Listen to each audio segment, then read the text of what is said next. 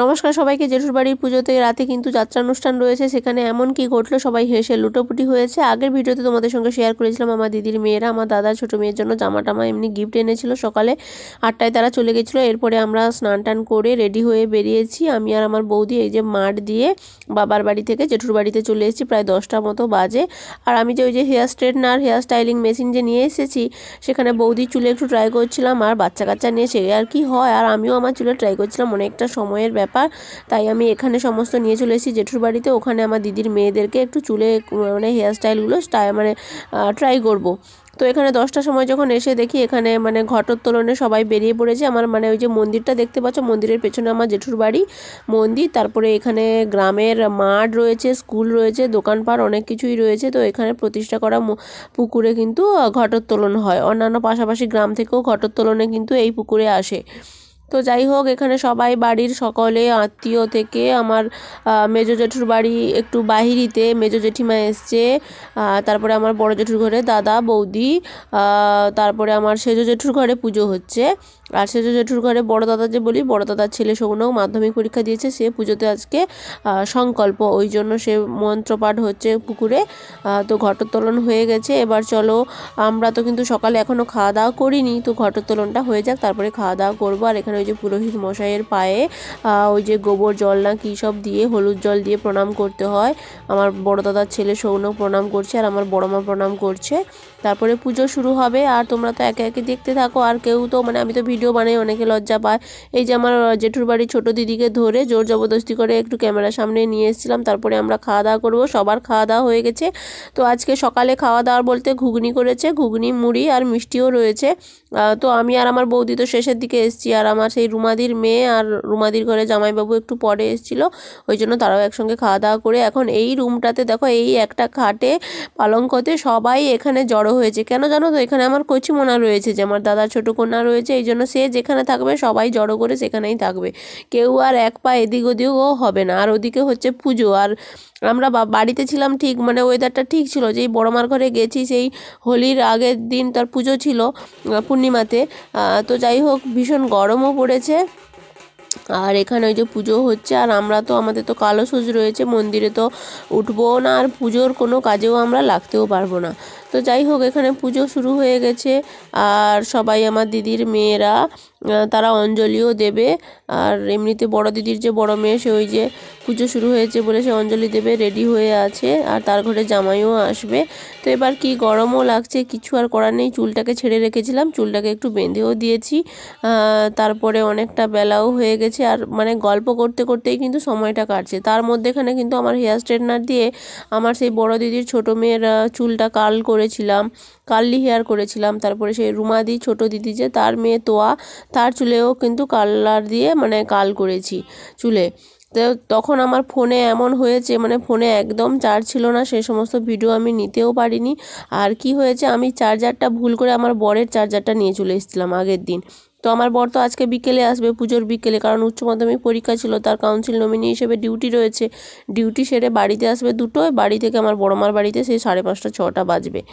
তো যাই হোক, ওই জন্য সে আমার চার্জারটা নিয়ে আসবে। আর আমি তো তার চার্জারটা ভুলে করে নিয়ে এসেছিলাম, ওই জন্য ফোন একেবারে সেই কালকে থেকে আজ অবধি ফোনটা চলছিল। এত ফটো তোলা হয়েছে, ভিডিও বানানো হয়েছে, রিলস একটা দুটো বানানো হয়েছে, আর সবার ছবিগুলো তুলেছিলাম, সেগুলো তোমাদের সঙ্গে একে একে করে শেয়ার করে দিলাম। এই যে আমার ঘরে বড় দিদির মেয়ে জামাই, আর সেই ছোটো মেয়ে, বড় দিদির ছোটো মেয়ে, আর সৌনক, আর আমি।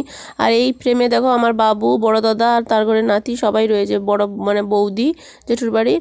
তো যাই হোক, দুপুরে খাওয়া দাওয়া কিন্তু শুরু হয়ে গেছে। একটু একটু ক্লিপ মানে নিয়েছি, ফোনটা তো চার্জে দেবো, সেটুকু 1-2% চার্জ ছিল।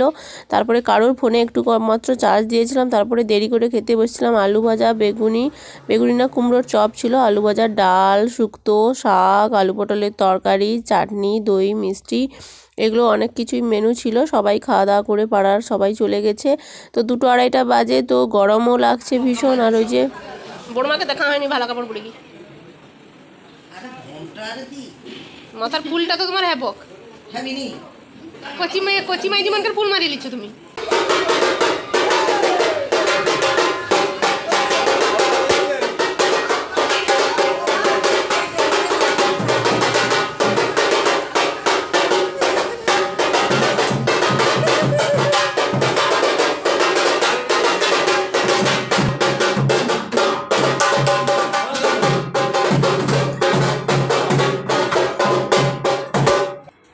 এবার আমার বর এসেছে, একটু চাটা বিস্কুট দেওয়া হয়েছে। আর এদিকে আমার বড় দাদার ছেলে, ও মাধ্যমিক দিয়েছে, ওর জন্য পরীক্ষা কেমন হয়েছে, প্রশ্ন কেমন হয়েছে একটু আলোচনা করছিল আমার বর। আর বরের জন্য ওয়েট করছিলাম, বলতে আমি যে শাড়ি গয়নাগাটি পরেছিলাম বর কখন আসবে, আর বরের জন্য মানে বরের সঙ্গে একটা ছবি তুলবো, কারণ আমরা ম্যাচিং করে পরে আছি হলুদ ড্রেস। আর বরেদের যাই হোক হলুদ না হলেও লাইট হলুদ একটা কালার ছিল, মানে পুরুষ মানুষের তো এত ডিপ কালার হয় না মেয়ে মানুষদের মতো পোশাকের মতো। তো যাই হোক এখানে ভোগের প্রসাদগুলো আমার বরের জন্য আমার রুমা দিয়ে একটু সাজিয়ে দিয়েছে। আর ওই যে বরের সঙ্গে দেখো ছবি তুলছি, এই ছবিটা তোলার জন্যই আমি মানে সন্ধে অবধি শাড়ি পরেছিলাম ভাবো। আমার বাবার সঙ্গেও ছবিটা শেয়ার করে দিলাম, বাবাও হলুদ রঙের পাঞ্জাবি পরেছিল। তারপরে বাবার বাড়িতে চলে গেছিলাম, ড্রেস চেঞ্জ করে 1 ঘন্টা ওখানে ছিলাম। তারপরে এসছি এখানে ঘুগনি এতটা ছিল, ঘুগনি মুড়ি আর খাইনি, 8টা সাড়ে 8টা বেজে গেছে, ঘুগনি খালি বাটিতে করে খাচ্ছি। আর এদিকে ওই যে যাত্রা অনুষ্ঠান শুরু হবে, পৌরাণিক কৃষ্ণ যাত্রা, সবাই একে একে করে মানে বসে যাচ্ছে, বাড়ির সবাই আত্মীয় কুটুম বাস আরও পাড়া প্রতিবেশী থেকে আসবে।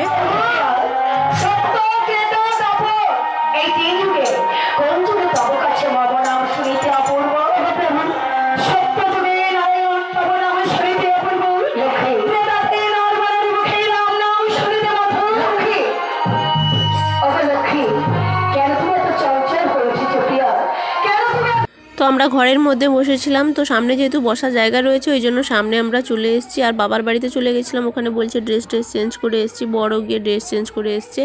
তারপরে এখন ওই তো 9টার সময় যাত্রা অনুষ্ঠান শুরু হয়েছে, পৌরাণিক কৃষ্ণ যাত্রা। আর সামনে সবাই পাশের ঘরের পাড়ার সব জেঠিমারা বসে গেছে। আর ওদিকটায় কোনাতে কিন্তু আমার বর বসেছিল, ওই জন্য দেখছে বলে হাসছিলাম, চেয়ারে করে বসে আছে। তো যাই হোক এমনিতে যাত্রা অনুষ্ঠান খুব ভালোও হয়েছে। আমার জেঠু এর আগেও অনেকবার কিন্তু প্রাইভেট মানে ব্যক্তিগতভাবে যাত্রা অনুষ্ঠান বাড়িতেই করেছে। আর মানে জেঠুর খুব ইচ্ছে হয় প্রত্যেক বছর এরকম কৃষ্ণযাত্রা করবে। আমার জেঠুর কথা হচ্ছে যে আমার 3জন মেয়ে জামাই যদি দেখে, তারাই যদি খুশি হয়, দিলেই আমার মানে পয়সা উসুল, মানে আর কেউ দেখুক না দেখুক তার মানে তাতেই তার শান্তি। তো যাই হোক ঠাকুরও তোমাদের সঙ্গে দেখিয়ে দিলাম, অনেক লোকজনও এসছে। আর ওদিকটাতে কিন্তু খাওয়া দাওয়াও শুরু হয়ে গেছে। তো তার মধ্যেখানে আমি আধ ঘন্টা মতো না ঘুমিয়ে গেছিলাম, খিদেও ছিল না, সেই ঘুগনি খেয়েছিলাম।